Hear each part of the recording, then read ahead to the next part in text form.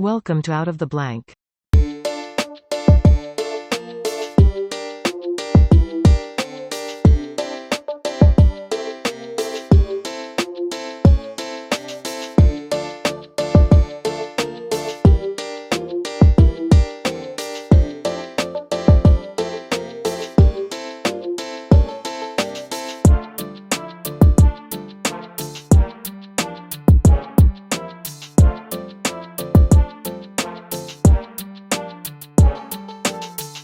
Welcome to another episode of Out of the Blank Podcast. Debra, it's a pleasure to have you on the show. Would you like to introduce yourself to everyone out there listening? Hi, I'm Debra Ramsay. I'm a lecturer in film and television at Exeter University in England, and my research specialism is in war and media. So, how'd you get interested in studying war and media? I guess some of it comes from my background. I don't know if you can hear in my accent. I'm not from the UK. I'm from South Africa. I grew up during apartheid era South Africa at a time when the media were pretty strictly controlled, especially television. I went to a really liberal university, and I think that was one of the first times when I was at that university that I started really realizing just how controlled the media were, because I was seeing things happening on campus. There were protests against apartheid. And when I saw those protests reported on television, I realized, hang on, something's not right here, because what they're saying didn't happen. I didn't see that happen. So I was doing a degree in a media subject. I was doing a performance degree, and we were studying media at the time. And it just really woke me up to the fact of what happens when you're living in a country where there isn't freedom for the media, and how the media can construct a version of reality that suits a particular ideological position, and what that does to people. So ever since then, I've been really passionate about being able to understand and decode what media say, because really, when you think about it, everything is mediated. All our information comes through some form of media. Even language is a form of medium. So understanding the mechanisms through which media operate, how they interact with us, is really, really important to me. And all of those kind of relationships really get thrown into sharp relief during times of conflict. Not necessarily outright war, but whenever there's conflict of some kind, all of those kinds of things come into play. I think the term media capture is like a pretty good stereotype that I think everyone talks about or either knows about, but I don't know if people know how far it really goes. Like to me, I'm like that even saying that sounded really conspiratorial, but it's not really necessarily. I mean, we know about like in the 70s, the FBI created a fake magazine and was working with the media during Operation Mockingbird, but this fake magazine was called, I think, the Rational Observer, and it was loaded on college campuses. And it was What a like fabulous title. I know, but they always have good like Operation Mockingbird. Like I don't know where they pull that name from, but if you look up that is a real operation that was talking about having covert assets in the media to be able to pitch certain stories. And I've kind of dived down the whole discussion of journalism, but when we talk about knowing how far it really goes, I mean, creating a fake magazine and telling people there's nothing going on in Vietnam just so people will stop trying to spark up animosity about why are we over there and asking real questions of like should we be over there?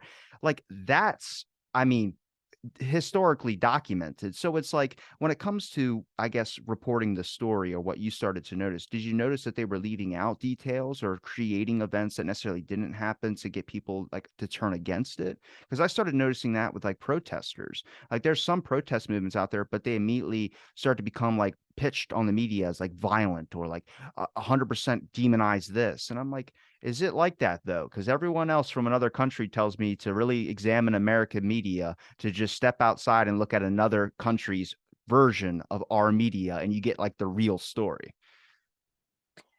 Yeah. Oh, there's a couple of complicated things there, I guess. In South Africa, bearing in mind we're talking a very different kind of regime to the one that's operating in the States. So this is not quite the same kinds of, for example, in South Africa at that stage, the television was the SABC, the South African Broadcasting Corporation, was very much a state-controlled institution.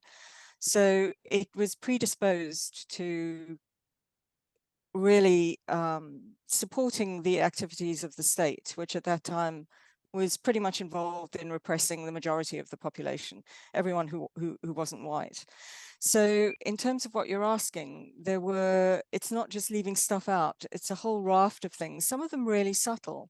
So for example, at that stage, if there was some kind of road accident in which people were killed, the language around that news report would be something along the lines of,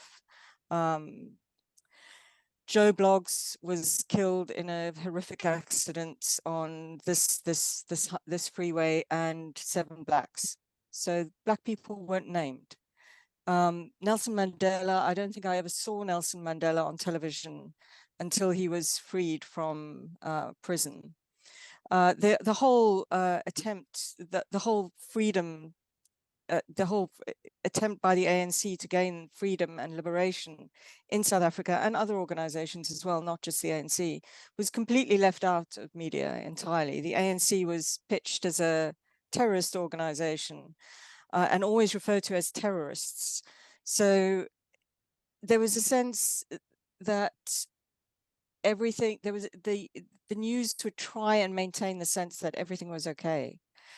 Whereas in Vietnam is an interesting case in the States, because in actual fact, the Vietnam War at the beginning, correspondents had unprecedented freedom and support to get to Vietnam and to cover this conflict, in the hope that by supporting them, they would then show a favorable idea of how the war was progressing. But of course, as we know, they started reporting on things that were happening that the government wasn't quite happy with. So that control was not taken away, but it created a really complex situation where there isn't that much control being exerted over the news, but certainly the news media in the States at that time are still trying to present an idea of a conflict that is progressing in a controlled and manageable way, until eventually, after the Tet Offensive, that falls to pieces and they can no longer do that anymore. And you start to get the sense of things going wrong. The example I kind of want to relate to, it's not exactly the same, but it's kind of like how we labeled terrorists, and everyone kind of gets a picture of a certain ethnicity in their head, and that happened a lot after 9/11, wrongfully so. And I mean, I've done the conversations into studying Islam or talking to people who have really it changed my perspective on it. But it's kind of like this is a more recent example, but with China, when you criticize the Chinese government, people get like, you can't, is that Asian hate? It's like, no, no, it's okay to criticize the Chinese government. Same reason it's okay to criticize the Israeli government. It's not the people, it's the government. It's systems and power that tend to lean that way. And if we take the example with the American media, for instance, during the Vietnam War, sending people over there, the whole point of that with media reporters, and there's announcement statements you can find, which is about like, I mean, take these media people out there, don't get them killed, but show them what's going on over here. And you send those pictures back home and you play those, and then more people have moral support towards the army or the military. Where there's a funny statement is there was so much marijuana usage and a bunch of stuff going on. You can find photos of that, that they literally had to make it like a project, which was like literally about the way you get back home is if you pee clean. You have to pee clean. And these soldiers were like, I want to get home, but at the same time, I need like these things that we've been using for the longest time. And media started getting pictures of those, and they made a high ban on those. They made sure that nobody was using those on the fields, but because those photos were going back home, and then people realized, wait a minute, what's going on? You showed me a minute ago of a guy with his arm missing, and now we're seeing a person smoking a marijuana joint out of a rifle or something like that. And it was like, yeah, well, it's in the beginning it was about supporting the war and showing you what they're dealing with, so you'll have more courageous support towards the Vietnam War. And then people kind of started realizing, hey, we still have questions you're not answering. And does that rely on media, or does that rely on government to take care of that? Because that relationship is a tricky slope. Yeah, I mean, there are a lot of relationships involved in what you've just said, because it's relationships of the government to the military to the media to the government and the military, and then you've got the people as well. And I think one of the interesting things about Vietnam is that, for me, it's a turning point where correspondence, It has already happened in previous conflicts, but correspondents really start to feel that they have a moral responsibility to convey what's really happening in the conflict and to show people in the States how terrible it is. So they start kind of going off script, I suppose, and doing the kinds of things you're talking about. And then, of course, it gets complex in terms of which of those images make it into mainstream media in the US. So I can't remember the name of the newspaper, for example, who first published the photograph, that famous photograph called Napalm Girl, of the little girl running but they had a huge debate around whether or not they should show that, because of a whole raft of issues, not necessarily because of what they felt the government was doing, or that fearing that the government would come down on them, but because of the ethical issues in showing an image of a young girl naked. And she actually said afterwards, that was one of the things that really shocked her, that they showed that to people in the States. But then you get into I know that you're interested in kind of how the power of media, but again, Vietnam is a great example, because there is very often the general perception is those kind of images really created opposition to the war, and in actual fact, the actual relationship between the rise of opposition to the war and what was being shown in television and in newspapers is a little bit more nuanced than that. And in fact, for example, after the Tet Offensive, studies show that although people were seeing more violent imagery than ever before, especially on television, of the war, actually that resulted in increased support for the war.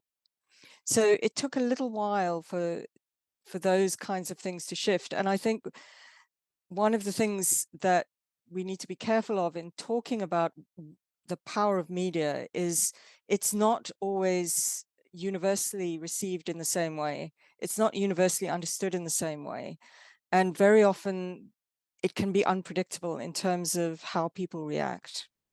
Do you think that, like, if I could ask you maybe where you would probably focus more, where maybe you're drawn towards more when it comes to, do you think that it should rely on journalists? Do you think there should be a focus there of correcting the problem? Not saying that journalists are doing bad reporting, but also there's not really, I mean, the power of journalistic integrity.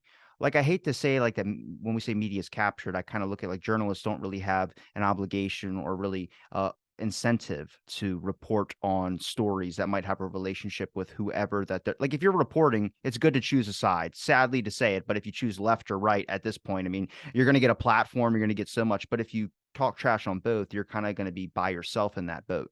And if you want to report a story, let's say about airplanes, and the company's like, hey, we have a relationship with this, we can't have you report that. That's a real example. But then now, do you care about the story, or do you care about your job and your livelihood and then your family? And then that brings in, I mean, a big moral debate, which I don't blame the journalists for saying no thanks and then just going right into the story that they want to do, or if they want to protect their family, that's fine. Or do you think that it's reliance on more of the media's relationship with the people?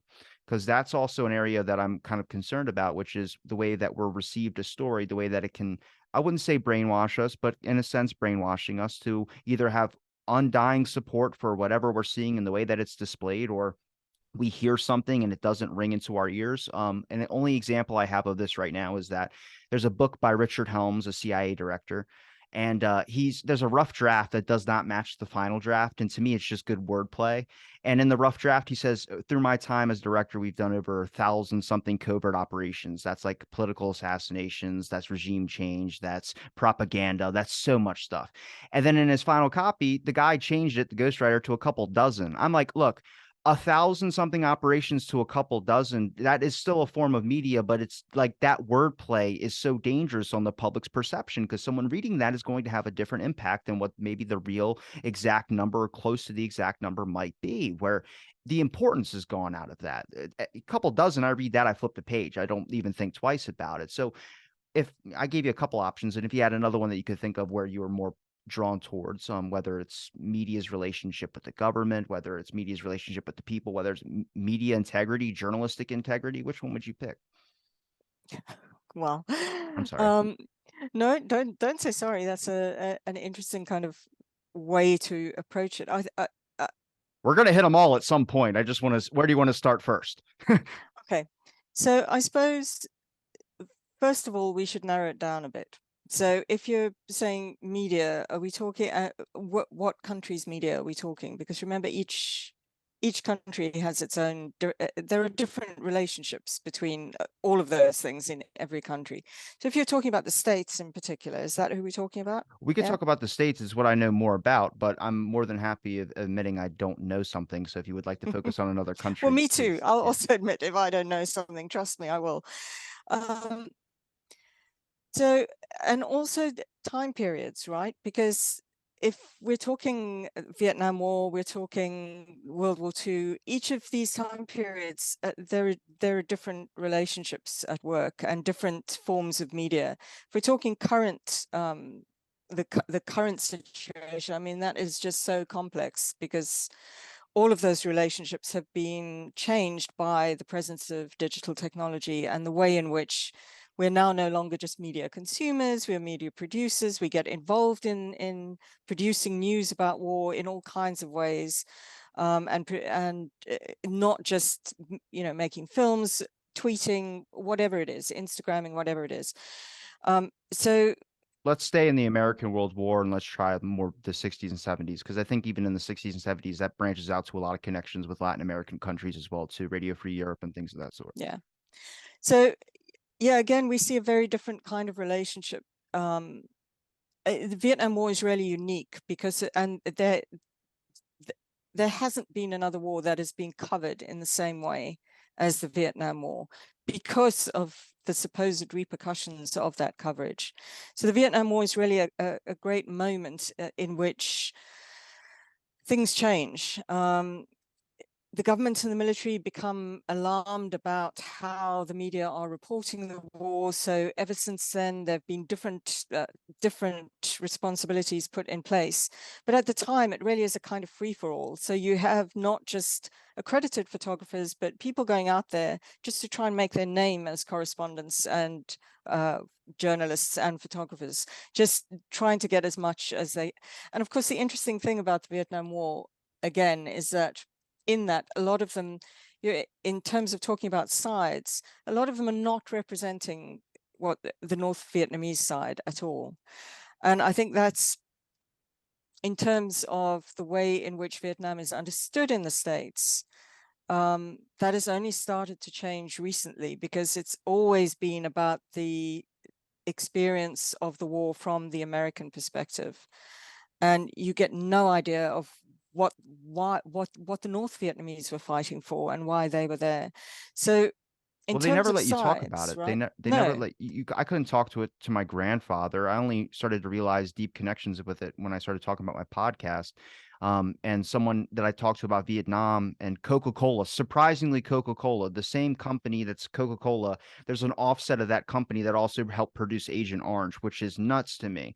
And it sounds crazy, but the connections with this, and he goes into explaining all the different types of Agent Orange. There's like multiple different number code systems and all that. But I asked my grandpa, I was like, why is it always we're a Coke family? Like and he served in the Vietnam War. Coke helped support the troops and did all of that. So that was strictly Coke in the family. And it was like this weird connection of like, that's Wow, interesting that's to me. interesting. But it's like something you could never talk about in any Vietnam movie you ever watch. You don't feel good. You don't feel bad. You're just like, I don't ever want to talk about this to anyone that actually was there, because so just it's like a drop the topic type deal. So then it's like, how do we learn? And I think that's when you start seeing people asking questions now, and the tide's kind of changing of like, we're getting reporters that go over there that hear a whole different side of things. And obviously you can try and balance those out a little bit too, but some of their stuff that they're talking about isn't necessarily like America needs to die or anything like that. It's just like, this is what happened. Like, I was in a house with my family and somebody dropped a napalm thing and nobody cared. And it was like, okay, now you're starting to get the empathy factor for the people that were over there. And you realize that, oh, we might have been sales pitched and kind of diluted a message because history is written by the winner.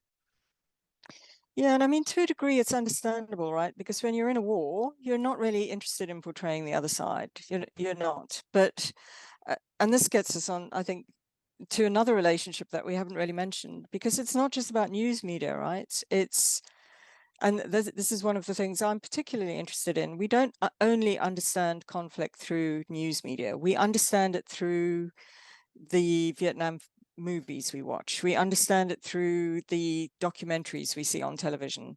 It's not just or the series that we see on television. There are a couple of drama series that have been made about the Vietnam War on TV. And the same is true, obviously, about World War II. A lot of our understanding of those wars comes from fictional media, not just factual media.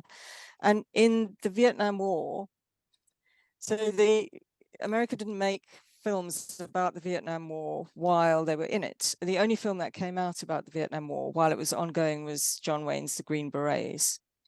So it's only in the 1980s that directors start making, like Oliver Stone, start making films about the war in Vietnam. And at that point, you're out of the war, right? So you could think, right, well, we could start to think about what was going on with the other side. But instead, what you get in the films of Vietnam is this intense focus on the American soldier. The American soldier becomes the primary victim of that war in those films. And I get that. Again, it's understandable because veterans came back incredibly traumatized to a difficult situation in the States. So I get why that is, but at the same time, it's created, I think, a perception of the war that is very much about, again, it's about the American experience of soldiers going through trauma. And there's often a narrative that is very much about the male psyche and male development and male emotions, rather than understanding this war as a hugely complex phenomenon in which, as you rightly point out, there were any number of victims that had nothing to do with either side, but were just caught in the middle of it and ended up having their whole lives destroyed. You know, that Cambodia is still trying to recover from the damage that things like Agent Orange did, and from the huge bombardment that it underwent at the time. And that's something we don't talk about either, is the environmental legacy of these wars. Or even the number of lawsuits from family members that were born with genetic defects and they're trying to sue to get rights or trying to get money to be able to help with their condition. And the government's like, you can't prove that you got that from Agent Orange, which is to me is just ridiculous. Like the government spends so much money a year where it's like you can't just offer what less than $1 million would set them for the rest of their life. Like you don't ever have to worry about dealing with a lawsuit or anything. Nope, that's not how it works. But when it comes to the propaganda message, I would say in Vietnam, do you think it's interesting that they just focus on, I mean, it's good advertising, but they focus on the male psyche. They focus on PTSD, which I mean, I think when you watch a war film, you get that as your ending message. And you're kind of really only remember like, oh my God, like I've heard so many conversations about films showing PTSD or shell shock. And I've always heard about it when I was a kid. But then if you really kind of dissect the film a little bit more, which you typically do when you're in film studies or something, because you're now looking for those things that an average viewer might just skip over. I mean, you kind of see like it really focuses on the trooper, but what about a Vietnam War that focuses on the military guy who has a cigar in his mouth who's just saying, yeah, send 1,000 more. I don't care. Like, what about that? Like, I mean, we never see that really in a Vietnam War movie. We see the trenches. We see usually it's gray a lot of times, not the black and white style of film, but I mean like just all the mass explosions, everything just seems gray. They always shoot it in that type of direction, and they really emphasize what these troops go through. It's like, well, you're not hating the troops for protesting the Vietnam War. What you're hating is the fact that we have to be over there in the first place and family members have to be lost. But that message doesn't stick.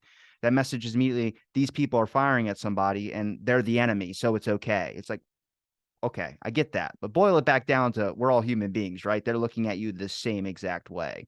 And then it becomes sides again. And you have to choose a side. And that's a really hard thing to do because you have people that will have undying loyalty to their military always, Of course. but Yeah. because also their family member might have died in the military. So you saying something that might be opposing that is now crapping on their parents or grandparents' legacy. And now they have to fight you. And I hate to say it like that, but that's typically how arguments and things boil down to. But then, I mean, the best example would be Vietnam War survivors, veterans. When they talk about their experience, some undying loyalty, a lot of them communist, surprisingly, have really anti-government views when they get out, whether they're, and it's just because maybe they lost a leg or something, but they went over there and they realized, what the hell are we doing over here? And the public doesn't know. And they start protesting, which to me, it's like, what do you do as a viewer? Do we stop Vietnam War movies in general? Do they have an importance part to our culture? Does any war movie really do? Should we just make it fantasy? I mean, these are all questions you are reasonable to ask. And I think war films should always be out there, but I don't like the one-sided thing. Like, it's cool to play tennis by yourself if you never like to lose, but I mean, don't you want a challenge? Like, I hate to say it like that. Yeah, again, a lot of stuff going on there. I mean, I come from a military family. I've got huge respect for the military. And it's always so difficult when you're talking about representations of war. You have to bear in mind that this was real experience for real people, and people suffered and died, and it was nasty. But I mean, one of my favorite writers on the Vietnam War is Tim O'Brien. And one of the things, he's got a whole chunk, which I'm not going to be able to remember exactly, but he talks about the experience of the war. And he talks about it as a really complex experience. So he talks about it being nasty. He talks about it being traumatic, but he also talks about it being fun. And I think what the one particular quote is, "War is nasty, war is fun." And I think that's something we forget in a lot of the way we talk about war. War is a hugely complex experience. And it's not just about trauma. It's interesting that you mentioned PTSD, because that term becomes officially kind of acknowledged or into use during the Vietnam War as an idea of what is happening to people in conflict.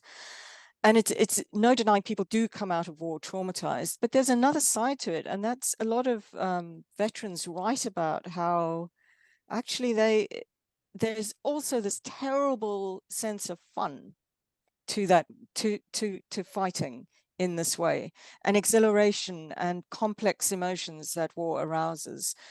And I think, to answer your question, we shouldn't say, no, we mustn't have films about the Vietnam War. But what we should be doing is saying, all right, well, that film is showing that particular dimension of conflict, but there is also other dimensions of conflict that we need to think about. And for me, thinking about the fact that war is fun is, in a sense, explains much more about war's attractions and why we keep fighting wars, rather than necessarily thinking about war as trauma. We know that war is traumatic, but what we seem to have forgotten, and veterans throughout history have spoken about this, part of the experience of war, at least for some of the time, not all of the time, but at least for some of the time, is this mad exhilaration that happens on the battlefield. That I think we should also be addressing. And as a society, we don't like to do that because it makes us uncomfortable. Film could do it, but they always shy away from it. It's always about the trauma moments, this trauma narrative that comes out in the 1980s and the 1990s. I have two examples. We're gonna definitely talk about some propaganda in film again. Just give me 1 second with this one. But it's I don't remember it's World War I or World War II, but it's the Gold Star family. That creation of that star that you give with a flag rolled up for a family member who might have died overseas fighting for a battle, you give it to the mother.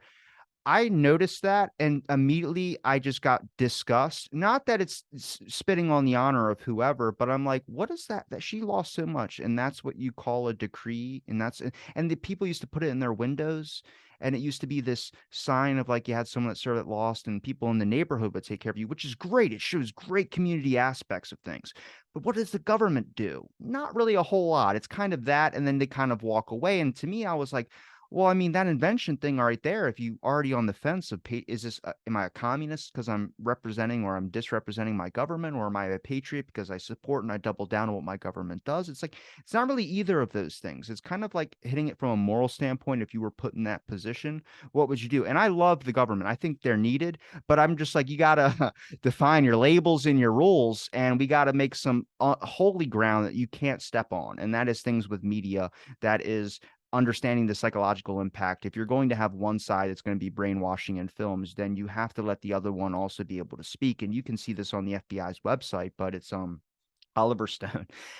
His film JFK, Platoon, all those have files on there. And that's like that with the 60s and 70s. Anybody that was writing any type of literature, a book, anything like that, that's criticizing the government wanted to know about it and they considered you a problem when you did. And that is in the new JFK releases. Sorry if my examples are going to be more JFK related, but that's where I've been focusing.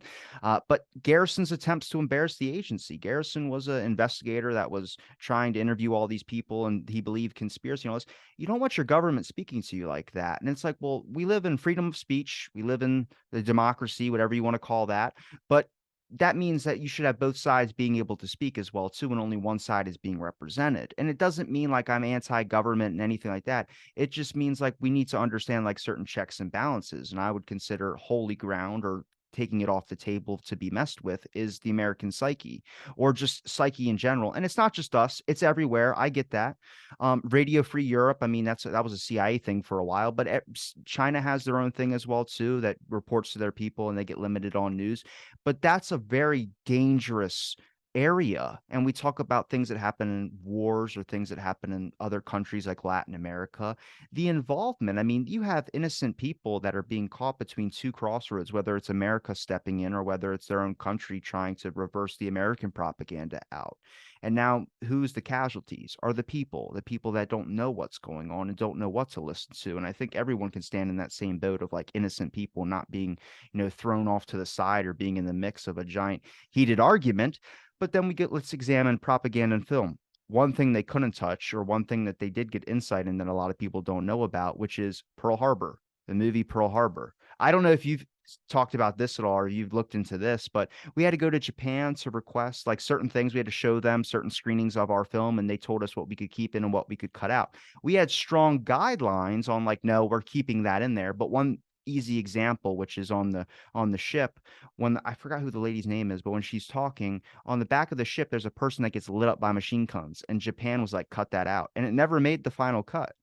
And it was something that was added on that wasn't like super huge, but it was like something that was like, I don't know. To me, it's like, is that adding more detail to something, or is it just creating how bad of a day that was or how bad they hurt us, which has been a large amount of historical taught reference point has been like Japan caught us with our pants down, and it was in what whether it's true or not, but it was really demonized as like it was a sneak attack and we had to bring justice. It's like, all right, well, justice ain't dropping two bombs, dude. Like justice is, writing a letter and being like, we're gonna international. I don't know, but I wouldn't be able to solve that answer. I wouldn't want to be put in that position. But to me, that's like propaganda at its height point right there is like an influence into a film like that, especially one that is shown to kids in schools whenever it's Pearl Harbor Day. I don't know if you've ever heard that example before. Yeah. I watched it in ninth grade. It was horrible. It was 3 hours long. Are you which Pearl Harbor movie are you The one talking with Ben about? Affleck. Oh my God. And that gets shown in schools. That's Yeah. extraordinary. I didn't know that. I saw that Right. in my Okay. government class. I was not happy when I left, but I think that was the one day we had a half day. So they were like, we're just going to play a film. And they played Pearl Harbor. And I was like, oh my God, I'll never I watch think that I'd movie again, ever. I think I'd kind of be happier if you'd watched Tora Tora Tora. I'm not sure. Do you know about Tora Tora Tora? Mm. So Tora Tora Tora comes out in the 1970s. I can't remember exactly what year, but it's also about Pearl Harbor, but it's made with Japanese cooperation. And it's it's a big screen epic. So lots of big screen epic movies come out in the 70s about World War II because it suits the big screen, right? This great spectacle of this. It uses actual footage. That's another interesting thing, is the kind of recycling of actual footage into war movie, which is something I'm fascinated by, because then that goes back into the coverage of war. But that's another story. I'm getting distracted. But Tora Tora Tora, in some ways you might be falling asleep at points, because it's really about the bureaucratic stuff that's happening in the background in the States while the attack is about to happen. But it shows both sides kind of stumbling towards this moment, and it's definitely not, the sneak attack narrative is not really there in Tora Tora Tora. And I'm astounded that I didn't know that about Pearl Harbor. I'd like to look into that. But certainly those kinds of negotiations between government and the American film industry, especially if the film is getting cooperation from the military is nothing, that happens a lot. It doesn't always come down on the side of the government. Very often filmmakers push back against suggested changes. So one off the top of my head, The Longest Day, the famous Daryl Zanuck epic about D-Day, there was a moment that the American military wanted Zanuck to remove from the film, which is where two American soldiers are approaching German soldiers who are saying, please, please, in German. They're saying, bitte, bitte. And the Americans shoot them. And Zanuck kept that in. So it's not always that stuff gets removed out. Those kinds of negotiations can sometimes be that the filmmaker pushes back. Because thank God, in many ways, America is, you don't necessarily have strict control of the media. It's a different thing to China or countries like that, where there is real control over media, and to South Africa during apartheid era South Africa, for example. So it's complex, but it's really interesting. And I think those moments where governments say, take that out, and the filmmaker goes, yeah, okay, as you say, that what sounds like an odd moment to remove from a film, like Pearl Harbor. I'd love to know why they did that, why they decided to take that out rather than keep it in. Whereas other moments, I mean, yeah, Pearl Harbor is problematic in some ways in terms of how it represents that particular event. The newest Pearl Harbor movie, it's my buddy Bob Herzberg's work on it. It's called The Bureau on Screen. And he talks about it. And that's, I mean, there's scripts that get bought up to it's a lot simpler than China or anything like that. Like China could just be like, you're not going to report that, and that's the end of the discussion. For us, it's more like, you know what, we're going to let you use this equipment, but we want this added to the script. And if you don't do that, then we're going to pull the equipment out. And if you're making a Top Gun movie, you're kind of screwed. But that's a big thing for a lot. I mean, back in the day, our relationship with Hollywood, the government had a huge looking for communists. I mean, they created the blacklist, they hid scandals and things of that sort. So it's not as bad as that was, and maybe in some forms it still might be when it comes to how we might be able to find better messages to inso into movies. But if you're watching something and you see a guy shoot a bunch of unarmed people, and you're now justifying to yourself, okay, they're enemies. Remember, they're enemies. When you're doing that, that's your first question into a film of like, maybe I should really try and look at this a little bit deeper of why I feel.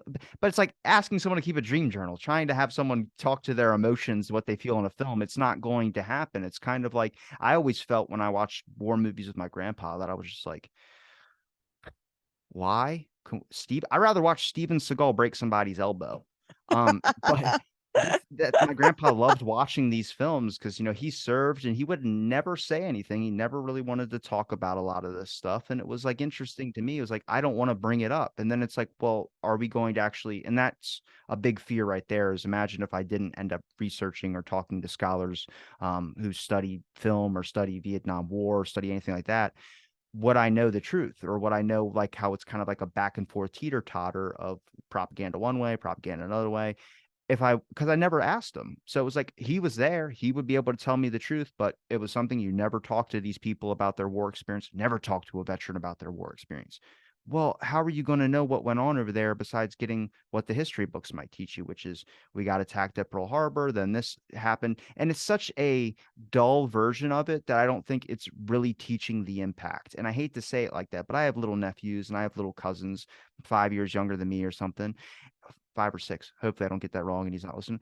But they're very like the new generation, what you would call woke, but they're very like, I'm like, you don't know why you're mad though. You're just mad because media told you this. But what about like, look at like, you got to try and create a little bit of balance. And I'm not saying it's not giving an excuse for the government, but you need to kind of look at things that like, it's not just us though. It's everybody, but we need to talk about what it does to us and what we can control, which is our government's involvement into films, media's involvement into our minds as well too. That's here. We can talk about that and we can work on that. And that's obviously might be an unpopular opinion, but I think it's important because like for historical reasons, I'm doing a podcast, I'm trying to talk to people and they're telling me like, this is it, this is fake, this is fake, I'm like, what? This has been what I learned in 15 years of school. And you're telling me in one podcast, we're erasing all of it. And I mean, did you have those moments when you were researching, you started, I mean, from the beginning of when you first got interested in just looking into film and talking about this, did you ever think you would dive down kind of like a little bit of a rabbit hole in a sense of kind of learning a lot of these subliminal message type stuff, a lot of propaganda type stuff? Obviously, not just has to be in the United States, but it can be anywhere. But you kind of notice a little bit of the control. And like I said, it's a stereotype, but when you really start laying out the facts and you kind of explain it, it goes less from the field of stereotype conspiracy to, okay, now it makes a lot more sense. I mean, 60s and 70s, the fear of communism was so high up there that if you start analyzing everything of like, why were people afraid of communists so bad and why did we never want to learn about it? Was look at the propaganda they threw out back then. I mean, I think they had at one point somebody eating babies. It was like in a nursery where I don't know if you know what I'm talking about, but there was an actual thing like that where they were saying the German soldiers are so bad and all this are so bad that they were eating babies. And it was like, people were like, oh my God. And they just, to me now, I'm like looking at it, I'm like, but the way I was told that I was in, I was like, wait, did they? And I was like, wait a minute, this is propaganda. And I had to kind of back away. But that's the powerful messaging of stuff because you have no track in your head to know where this information or what source this is coming from or where does this go. So when someone tells you, here's the facts, you take that at face value. And there was never really a question about things until I think today's modern age. I think the baby eating thing is really fascinating because that it keeps resurfacing. It even resurfaces in the Iraq War, in the first Gulf War, that apparently the Iraqis were doing stuff to babies. So and I've seen some scholars actually track that through various conflicts. So it's a really it's a not lovely, it's horrific, but it's a really neat kind of trope to get people, right? Because oh my God, babies and people are eating them, that we have to go out and kill those guys. So that's it's a fascinating kind of thing that recurs with Gives a wars. And whole new meaning to baby back ribs. I'm sorry, that was a oh my God, bad joke. yes. Okay. You had to go there, Rob. I was biting my lip trying to keep it. I was like, you know what? I'll just say it, and whatever happens, happens. Yeah, I mean, yeah, it gets you in the, I think it grabs people. I don't know whether I agree that people have only started questioning now. And again, I mean, in World War II, right? World War II coincides with the rise of mass media. And film at the time is thought of as a mass medium. Radio is a mass medium, even print, the press is. So you've got these big things coming out that are reaching millions of people.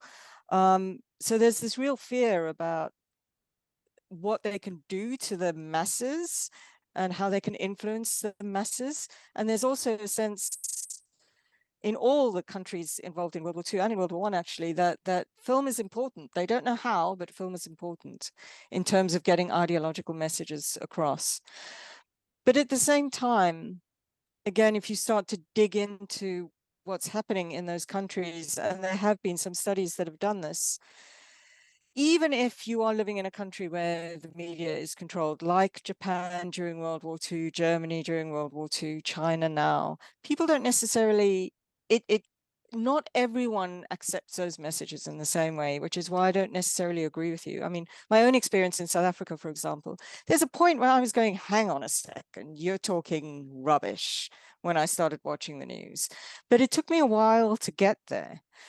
But I think now we're almost facing the opposite problem in that there is so much information coming from so many sources. It's hard to know what to trust and where the information is that we should be trusting. So I think the answer to one of the questions you asked earlier is not necessarily about, I mean, about media controls or about holding journalists responsible, although we should.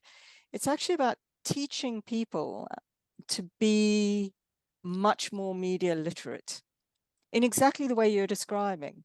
I mean, the fact that you reach out to people and talk to people about things that are interesting you, we can do that in our daily lives in many ways, and to interrogate stuff, not just to take it at face value. I mean, generally, if my students, and this happens sometimes, they'll come out saying, I'm never going to trust the photograph again. I'm like, my work here is done, because actually you should be thinking about everything. Like, how is it coming to you? Why is it coming to you in that form? What is it saying to you? Who's speaking for whom and why? A really important question to be asking. So we should be teaching people to do that, which is why when people think that media studies or film studies is a light, fluffy discipline, drives me insane, because this is the only way we understand the world around us, is through understanding the media around us. I'm not gonna lie, through some of my film discussions, we've talked about superheroes, and I've enjoyed those very much. But I'm also enjoying this as well. Superheroes are important for sure. But I mean, we could talk that analyze comics. I mean, comics with Captain America fighting the Nazis. I mean, immediately he's just every kid like, we're gonna beat up a Nazi when we find him, and I'm like, well, so now you're supplying a whole line of new troops for you whenever, however long this lasts. But you mentioned about photographs, never trusting a photograph. Can you take me into what do you mean by that? Like, because I mean, this is a long-standing thing, but influencing photo or video to influence a testimony or something like that. It's like influencing it with the truth. Like, okay, maybe you don't recall because memory is a little shaky. Here's the video, and that's obviously it's going to be a little personal question, but the JFK assassination, that manipulation of That's photography, a Pruder film, right? Yeah. yeah. So I don't know when that starts and what the technology is, but if I have the guy who took the photograph saying that those aren't the photographs that they're showing you, the ones I take that they're telling me I took, those aren't my camera. I had a different camera. When he says that, I'm like, what do we do? Do we trust him or do we just, I don't know how they edit a film. They get in the black room with the little glasses and get down. I don't know. But I mean, we do it with ease now. With my phone, I can Photoshop my face on Fabio's body, and I've done it multiple times. But I'm just saying, like, it's so easy. It's all of our pockets. It doesn't sound crazy. Just like wiretapping back then sounded insane.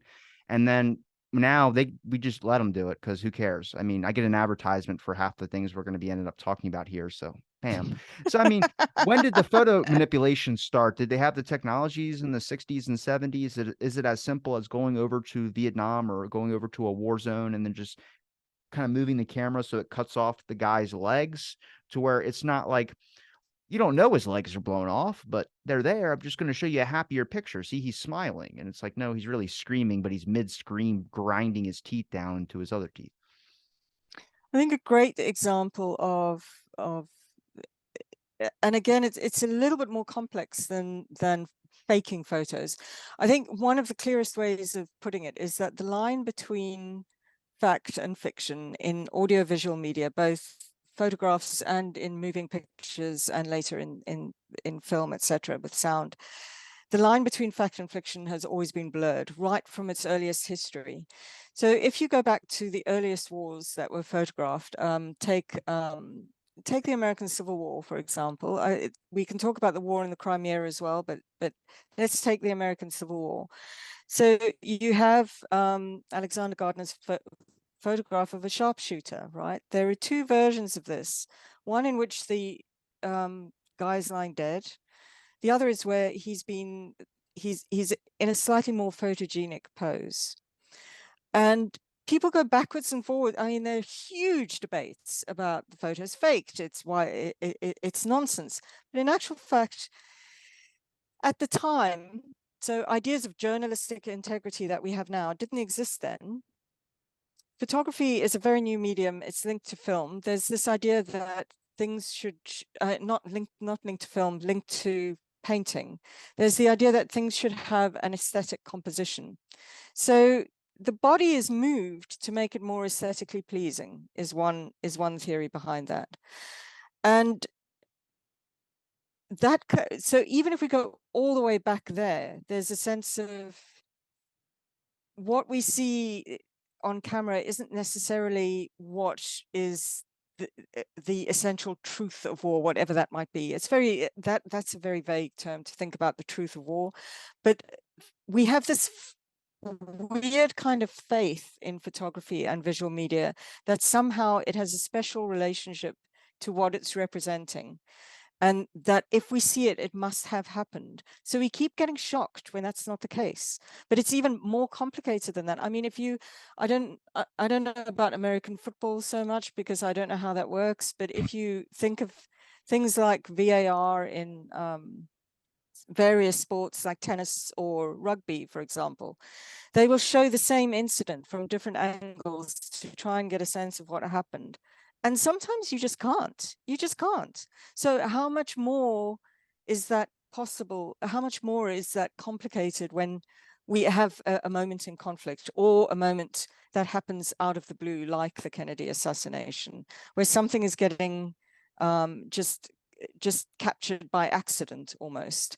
And that film has been dissected from so many different perspectives and so many different ideological positions. And it's still difficult to know what it was really about. So it's not even about fakery. It's about actually the relationship between a camera and what is happening in front of a camera is not always what we think it is. And what makes it onto film, we might think it's going to give us the truth of something. And we think of it as evidence, right? We use it in court as evidence. But very often it's open to a huge range of interpretations. So it's even more complicated than just fakery. But yeah, in terms of thinking about what you said, it goes back all the way to the very start of those technologies and the understanding of what cameras do and how they capture reality. I mean, we use that term, right? We capture the shot. Also, by the way, related to technologies of shooting, but that's another story. We capture the shot as if we've captured a moment of reality. That's not what we do in actual fact. What we're doing is we're capturing a moment through a technology that is in a particular place being used by a person with a particular idea of what they're doing. And all of that influences what we see on the screen or in a photograph. It's funny, when people mention the Zapruder film, I just bring up the point. Did you know there's 12 other videos that were filming in Dealey Plaza that day when Kennedy was killed? And not a lot of people know that. They just go, "What?" It's like, I thought that it's like the president's coming to town. Of course, people are Of course. filming. The guy on the back of the car behind him was filming, but his film died when the assassination happened. And then, I mean, that's understandable. He was filming for a long time. But then there's Gail Nick's film, and she's suing the CIA right now because that's her grandfather's film, and they took it from her and they claim the rights to it, and they have not. There's videos of it you can find on YouTube, but they won't let her have it. There's another guy that was filming. I think it's I don't want to say the Weissman film, but there's another film that was taken. FBI agent took took the film right out of the camera, and that's his testimony, and that's statements from other witnesses as well too. And that wasn't released until like 20 years later. I mean, he doesn't have anything though. Is the thing is like there's nothing important on there. It was just like maybe covering everything, trying to figure out what happened. Like I said, rationally explaining that rather than doing that. But photographs, I mean, that's the thing is manipulating, taking a face and putting it on another face. I mean, when you're doing that and you're influencing what you would call like showing video to influence memory because people's memories can change. I'm like, yeah, but if you edit it and you do that yourself, that's very difficult because now they're gonna misremember because you showed them something that is fake. It's like if me and you did this podcast. Now these come out like usually 2 weeks after we record. I could edit and splice, do whatever I want. I'm not going to. I'm just saying I could, but I'd never Yeah, do of that. course you could. Yeah, of course you could. But that influences what you're not gonna really remember. You remember certain points about the moment, but you're not gonna remember exactly everything that's so dangerous where I'm like, how do we stop that from happening? And there is something interesting that you mentioned about photographs, but it is the RFK assassination. Did you notice Life magazine on their cover, what they cropped out of the original image was the clip-on tie that was on the floor beside RFK. They took it out. Now, I don't know about media in any other country, but I know about media here, and there's one rule really, which is you do not mess with a person's photograph. You do not do anything with that sort. And they've been breaking that for the longest time. There's photos of the Kennedy assassination where media reporters are taking pictures of people as they're on the ground because shots are being fired. Where I'm like, what is happening? Is anybody just, I would be ducking down no matter if I had a camera. I'd be shooting like over the ledge, like trying to snip pictures while I'm running. But that was their thing of like you keep the cameras rolling 24/7, and a lot of people commit to this aspect of things. But then it makes me question, well, if there's this rule of not don't mess with a photograph, why are you intentionally doing that? Now you can say that it's a clip-on tie. They didn't want to embarrass the name of RFK that he had a clip-on tie. It's so small. I don't think anybody cares about that. I don't think everybody's gonna be stuck on the busboy's face who's holding them. But why would you just take the clip off the clip-on tie out of the mix. Like it to me, it's like you want to have the whole photograph in its entirety. It's more historical value in that rather than just doing something and then putting your little brand logo in the corner of it. Like I don't know if you've ever heard about the RFK thing, but you can look those photos up. It's just to me, it's just like that's the weirdest thing to crop out. Whereas like you could have picked anything. You could have colorized it if you wanted to, but they were like, no, we're just gonna take that clip-on tie that's a foot away from them and make sure that doesn't pop up in the corner or anything because it might damage the barcode that we put at the bottom. Yeah, I think I mean, those decisions also get made for a raft of different reasons. I didn't know that. I need to have a look at that. But I think also that I, and my memory could be faulty on this, funnily enough, for talking about memory, but I do remember some discussion of, again, the Napalm Girl photograph being cropped in some newspapers so that, because there's an American soldier on the side, so that those soldiers were cut out. And that just creates a different feel to the photograph, because that contrast of the soldiers to the children is really startling and is part of the power of the photograph.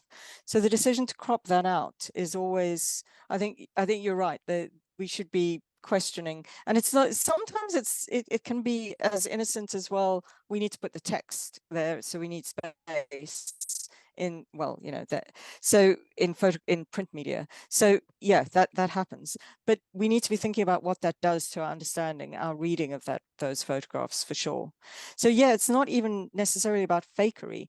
And I think one of the interesting things you're bringing up is the way in which in the digital world, control over those kinds of images have always been malleable. We've always been able to manipulate them, but now it's so easy. As you said, you and I can do it. You can do it to this.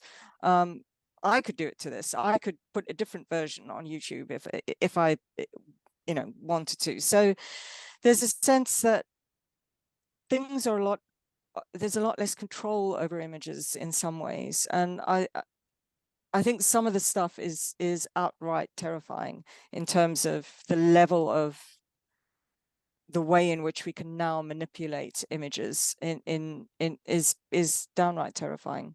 When you said the Napalm Girl had crop out, but it was like maybe two soldiers possibly standing on the side, that does play a different factor because you have to kind of look at like what I mentioned about the Gold Star family. Um, when they videotape the guy handing the wife or the mother who lost whoever the flag, and then they do a salute and all that, if you just analyze, like there's a guy right now who decided this has to be the perfect angle for a low shot where the flag is going to go right over the so someone had to think what would be the best angle to capture this. What time do we call her to do this filming thing so we can put it on television? And I'm like, I hope other people see that as well too, because I feel like a lot of people don't, like they just see the moment or what their eyes are being shown. And I'm like, if you really analyze this, like, because I've not just made one film, I've made a couple, and I've taken film studies stuff in school. It was a big interest of mine. I like recreating scenes and stuff. But if you really look at like how much work goes into producing one of those things, and then you see the final version, you kind of notice it every time you watch a film now, or anytime I watch a news piece, like somebody crying in front of a house that's burned down. I'm like, either you decided this was the best time to turn on your camera to capture this person's pain, or you're having this person recreate something. And it doesn't always need to be conspiratorial, but there's a lot of like, it'll be really good and really sink the message in if we can do this. And a lot of times, if you give them money, they'll probably end up doing something like that. It doesn't need to be fake. It doesn't need to be conspiracy. It's just the mindsets of like, this is a direction that we've been going in for a long time where you would find like, that sounds horrible. It's like, well, this isn't just like this one person decided, hey, we're going to do this. This has been years and years and years of slowly pushing that barrier of what we can show you on the media, Vietnam War, showing really horrible images to the public. Now we've gotten to the point where it's our daily thing. I could watch a person getting their head cut off and it's like, whatever, I'm going to go eat breakfast. Uh, but then there's also the factor of now we can manipulate those photos to kind of show maybe whatever, if you want to be critical of the government or if you want to be pro-government, you just crop a soldier out. And what do the public want? Does the public just want an answer that satisfies them? Are we okay with that? I mean, like I said, there's got to be holy ground on what we talk about. I think like historical value, I think should just I would leave the fantasy parts out of that. Mostly what I mean, unless you got really good research or let it all go up there, but you have to have both. You can't just have a one-sided thing. But Journalism is an area I'd like to get into, but good God, not after the stories I've heard. Holy crap. The amount of pressure, I would be taking a Xanax every 2 minutes. And some of them do. So yeah, especially war correspondents. I mean, I think the other thing that, and in terms of what you said about the public, I think that's something we haven't spoken about, is that actually also some of this needs to be, there's something awful about it being marketable. So especially in the States, where a lot of television gets its money from advertising, so you've got this idea of almost this horrible stuff becoming a commodity, a valuable commodity for news, a valuable commodity for photo magazines. Life made its life came to the fore because of World War II in particular. So it's almost, I think that's when we need to, it's not just about we can watch someone's head get chopped off and go and have breakfast, which I think is true a lot of the time. But now it's also, there's a sense of, well, we need to produce these images in order to get it to sell. So if we do get the person to cry in front of their burning house rather than just stand watching it, that's more of a televisual moment than if they just stand watching it.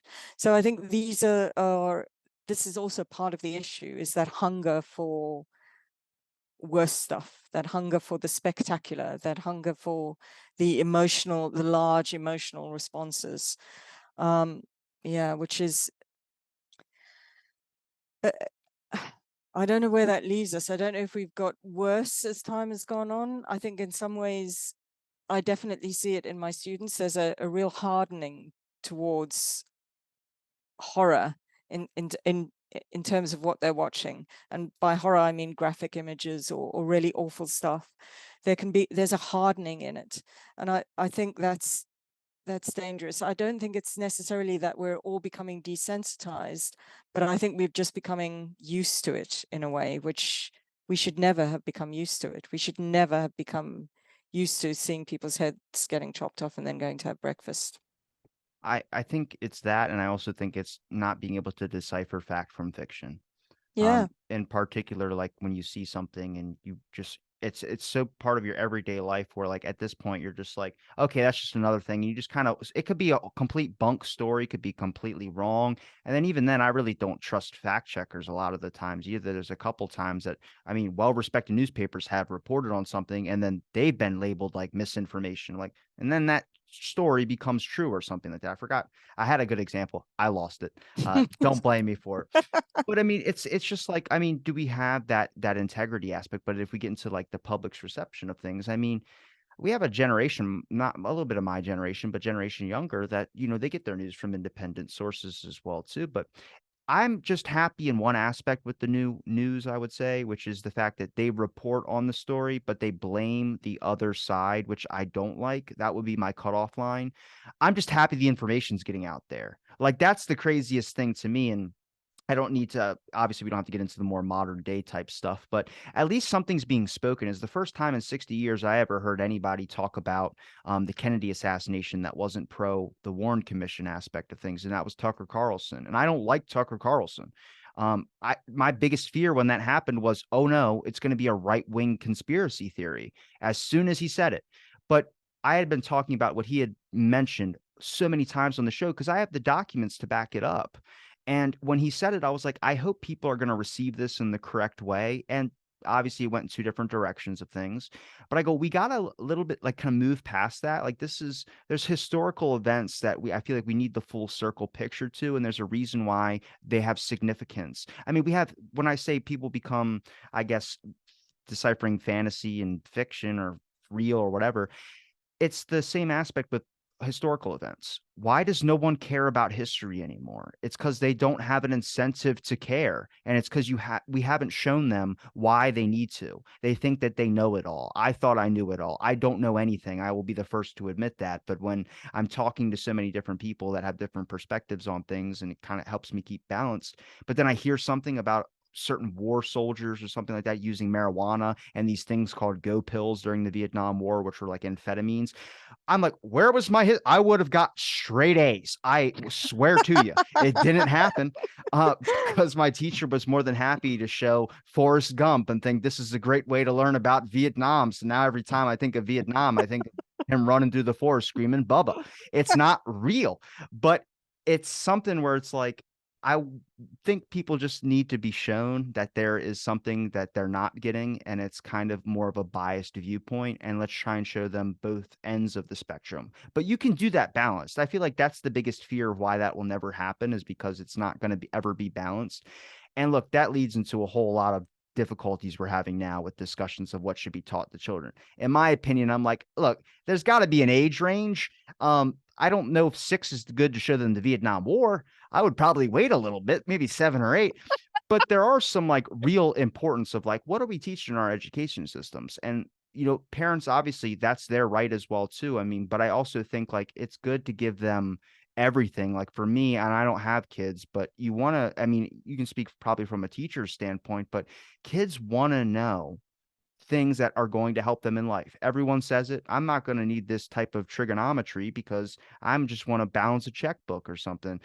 That's true. But also, if you teach them the history and what they can just question, at no time in our life through our education systems was questioning a bad thing. And now in the real world, where you go out and trying to be an adult, um, it seems like questions are the worst possible thing you could ever ask, because now people go, "Are you on my side or not?"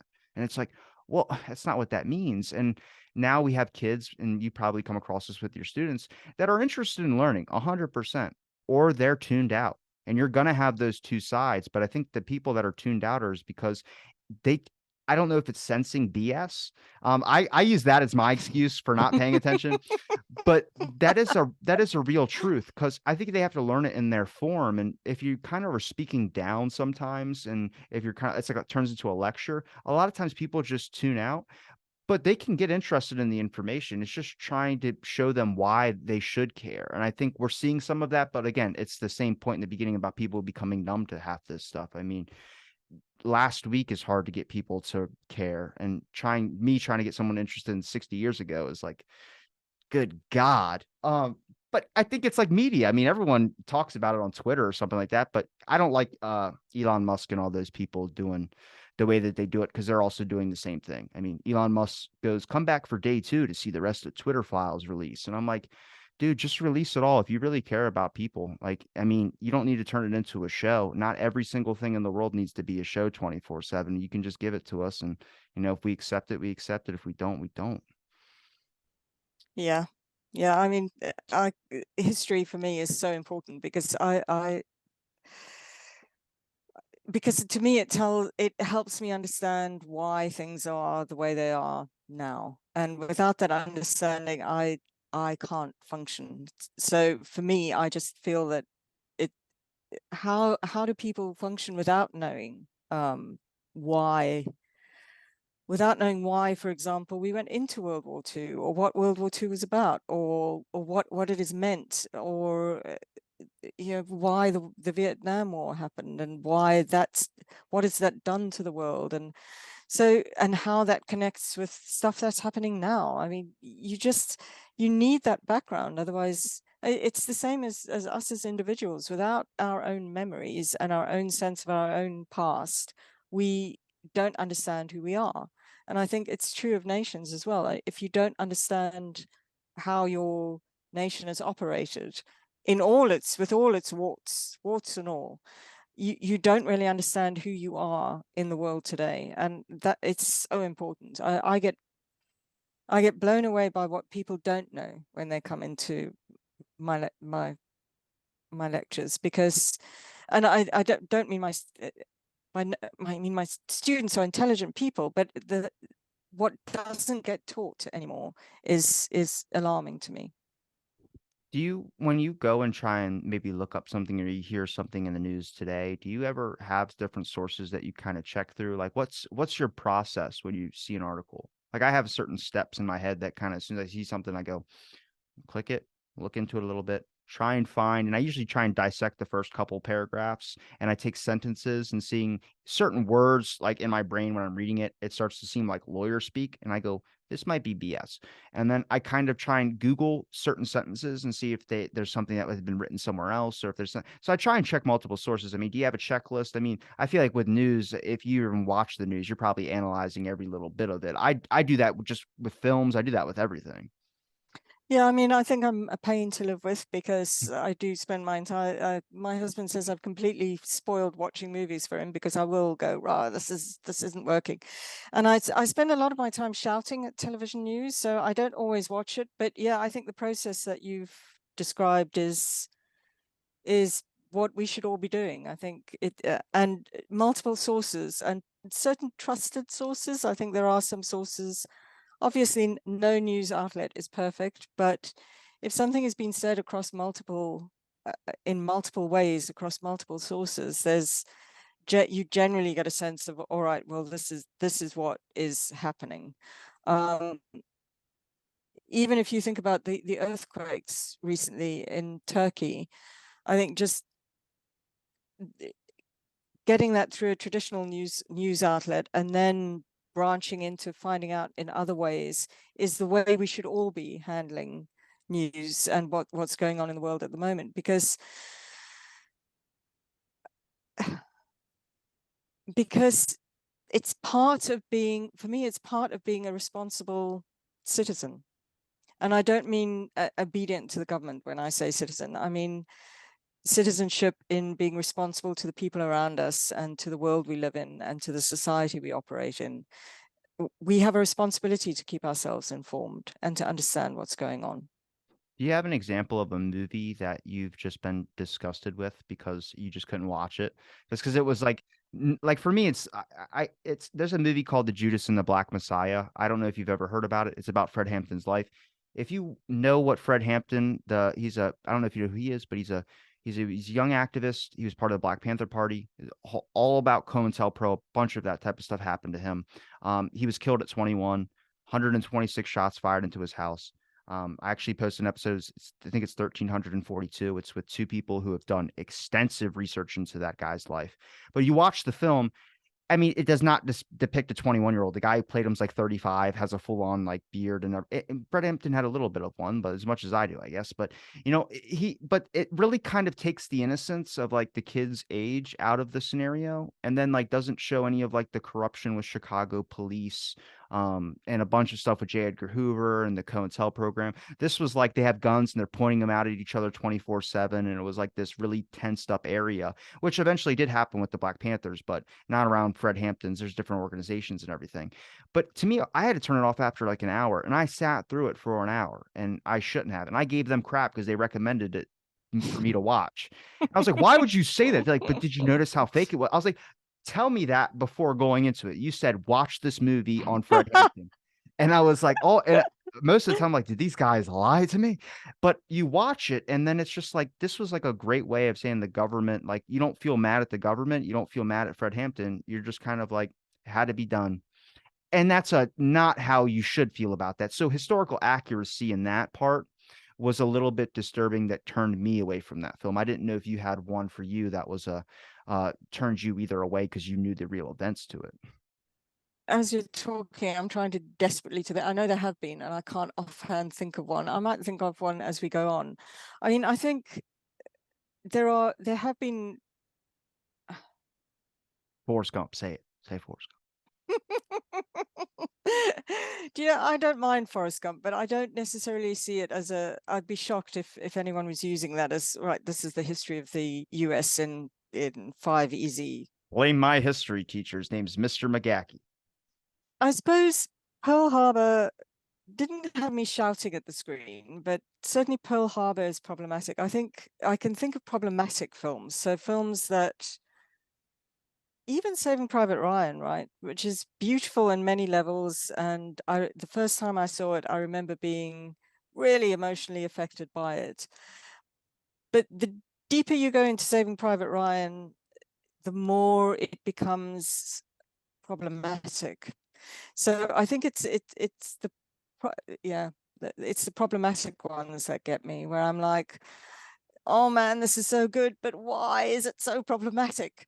And I suppose actually I didn't even watch this because it pissed me off so much. But the I can't remember the name of it, but it was the one about the Enigma machine, and it had basically Americans solving the cracking the code for the Enigma machine in World War II. It's U571, I think, or something along those lines. That's not what I was thinking. I was thinking Da Vinci Code with Yeah, no, Tom I Hanks. couldn't even watch it. I could not watch it because the Enigma code was cracked by amazing, mostly women, amazing women working here at Bletchley Park.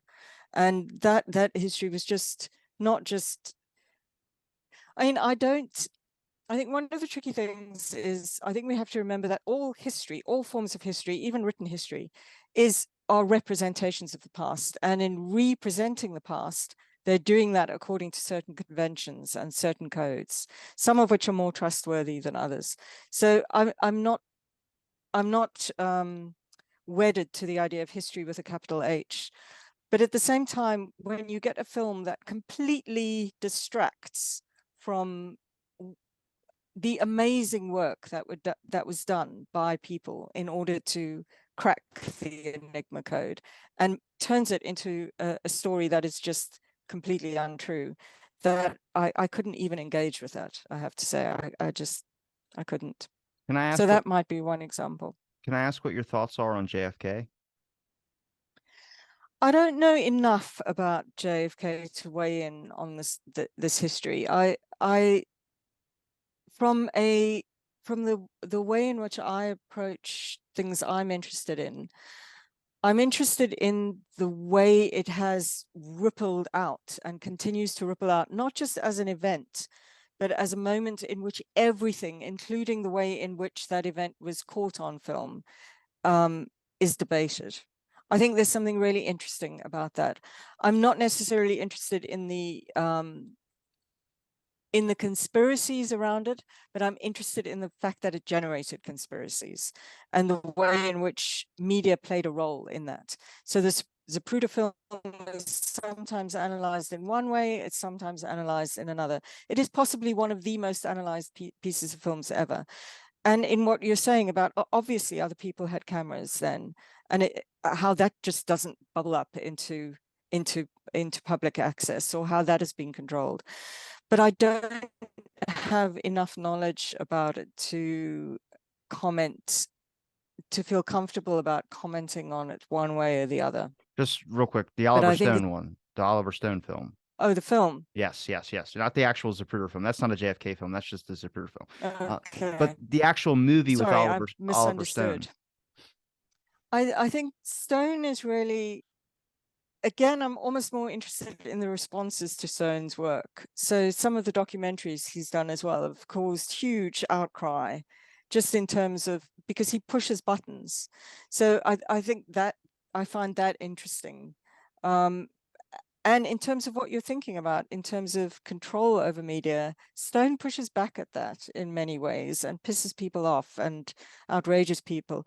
And I think he does stuff that, again, in terms of the power of the media, there's a scholar called Thomas Alsasser who talks about media as discursive events, kind of film as discursive events, kind of having the American Sniper is one of these. So one of these films that kind of lands in the world and creates this huge debate that spreads out into all levels of society, including sometimes all the way up to government. So I'm interested in what Stone does from that perspective, because a lot of what he does can be those moments that just prompt debate or open up things in different ways. The JFK film I have like a complicated relationship with. I've never seen it. But I've seen bits, like pieces, like a scene movies, like maybe two scenes out of the whole thing. I just didn't want to watch it, because I'm in the middle of something, so I didn't want to watch that and then possibly. So there are things where I'm like, yeah, added fantasy to it, and I wasn't very. I mean, I get it, but if you're making a film, that's why he calls it a film. But the most important thing is the significant impact of the ending, where he left a message saying, "Write your congressman," and that established the Assassination Records Review Board about declassifying all of these Discursive event, documents. right? Yeah. that is so important to historical whatever, where you people that disagree with Oliver Stone or don't like the guy give him credit for that, because that is, I mean, that's the goal for any director or anyone who's making something that has a historical point to it, is for a giant something afterwards. And that is like, I mean, that is the ultimatum, the whole thing right there, where it's this amazing scenario. So I mean, on that basis, that movie to me, I'm like, I'll have to watch it at some point. But that was one of the great things for my generation. And we don't know, those documents could still be sealed for however long. I mean, they're still keeping Jackie Kennedy's dress till 2100, no, 2183. So I don't know why, but I mean, whatever. But that's a historical value where it's like, it's the people that you got to really think about. I think you kind of see that when sometimes like I analyze a film, I kind of look at like, first of all, how would this track in today's society? A lot of my films would not stand. Big Lebowski, my all-time favorite, is definitely not going to hit that record at all. But there's a lot of things where it's like, what would people view at this? Like if you're showing new eyes to it, are people going to receive it the same way you're receiving it? And I've been getting way interested into documentaries as of recently, but everything's murder now. I can't stand it. Like everything is true crime, blood, got a shot. The Dahmer show attracted so much controversy, which is like, I don't know why people are obsessed with serial killers. I blame The Walking Dead and Mad Men and all those shows that came out.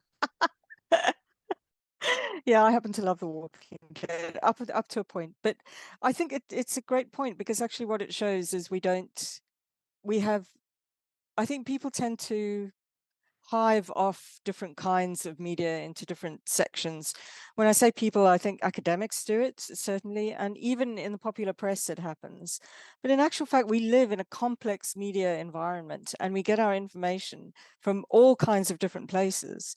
So we shouldn't be discounting understanding how The Walking Dead works in order to understand maybe the way in which we're thinking about the end of the world. Okay, that's a bit of a stretch, but I think it goes to show that it's not just the big historian who writes an important and controversial book on JFK who's important. And it's not only the people who do written history who own the right to represent that history. You have a filmmaker like Oliver Stone who can make a film about that moment and create a real reaction and a real response. And that shows that history is not, it's not owned by academic historians. I have a feeling that I am now going to have a bunch of academic historians after me because of that statement, but it's not owned by academic historians. History is a movable feast that we're all participating in, and we should all take responsibility for, which I think is your point, that we should take responsibility for the way in which we interact with these stories, and even in your case, in producing them. Well, Deborah, I appreciate the time you gave me to talk on my show. I know we kind of ranged the board in the conversation there, but I appreciate it because that's what my show's about. Is there a place where people can find any of your links? If you have a website, any social media links, anything like that you'd like to promote? I've got university, all of my links are generally connected to the university. So I can send you those if you like, or if you look at University of Exeter and my name, they'll come up. And all my work is on there. All the stuff that I do is on there. So yeah, I don't have a separate website. Well, I'm going to link all your links in the description. I appreciate the time. And thanks everybody for listening to this episode of Out of the Blank Podcast.